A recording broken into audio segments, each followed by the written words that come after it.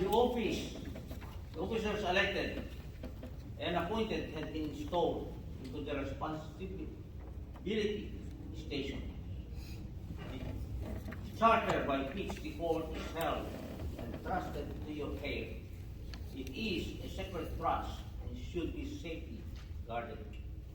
When your term of office expires, it will be given to your successor. No meeting can be held legally unless the charter is present. Placed in your keeping are the constitutions of the Supreme Council, the bylaws of the Grand Court, and the rules and regulations of the court. You must see that you are strictly obeyed by the members of the court and visitors, while in your courtroom, the Holy Bible and the altar is also committed to your care. You may ever be reminded of your obligations and as you deal by others, so you will be dealt with him whose eye neither slumbers nor sleeps.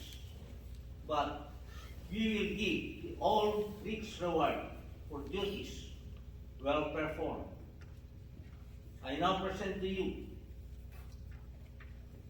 this gavel, an emblem of power and justice. You may never use it unwisely, always with firmness, showing no partiality. God prosper you in your work, that all your labors may be crowned with success.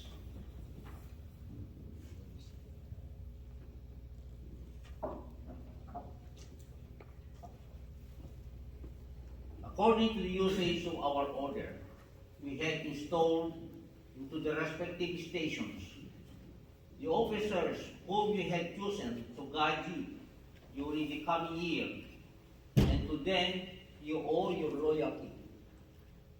As you render to them respect and obedience, so you will have kind consideration from them. They have pledged themselves to the strict performance of every duty. You must shew to them and your associates that you are imbued with the lofty teaching in our order and with the true understanding of all prophets.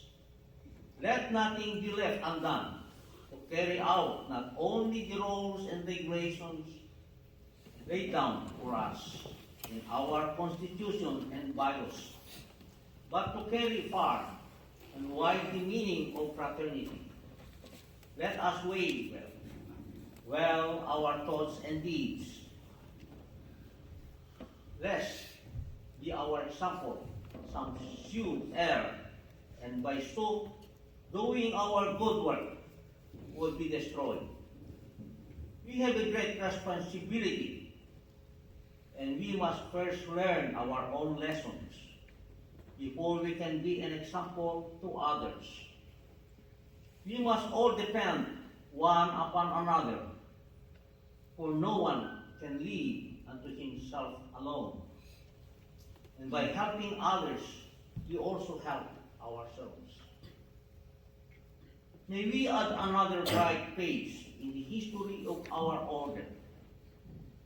May we still go onward, doing good to all, and by our bright example, lead others to higher and nobler attainments.